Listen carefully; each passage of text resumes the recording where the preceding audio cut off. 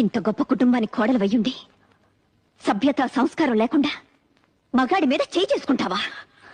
కనీసం పనివాళ్ళున్నారని ఇంగిత జ్ఞానం కూడా లేకుండా పోయిందా నీకు? తప్పుడు మాట అంటే చెంప పగలగొట్టాను తప్ప. అయినా నువ్వెవరు నాకు అడ్వైస్ చేయడానికి? నాకు అత్తగారివా? కోడలిగా ఈ ఇంట్లో దీపం పెట్టడానికి నువ్వెలా వచ్చావో నేను అలాగే వచ్చాను. దీపం పెట్టడం అంటే నూనె పోసి వత్తి వేసి వెలిగించడం కాదే.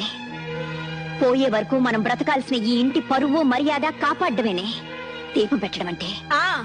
నువ్వు చెప్తే తెలుసుకోవాల్సిన స్థితిలో నేనేం లేను. నేను నీకంటే ఎక్కువ చదువుకున్న దాన్ని, నాగరికత తెలిసిన దాన్ని. నాగరికత అంటే అర్థం పెద్దవాళ్ళని గౌరవించకపోవడం, మగాడిని చేయి చేసుకోవడం అనుకుంటున్నావా? కాదే. పట్టు చీర కట్టినా పాతి చీర కట్టినా ఎదుటి వాళ్ళు చేతులెత్తి నమస్కరించేలా ఉండటమేనే నాగరికత అంటే. చూడు, ఇంకో ఆర్గ్యుమెంట్స్ అనవసరం.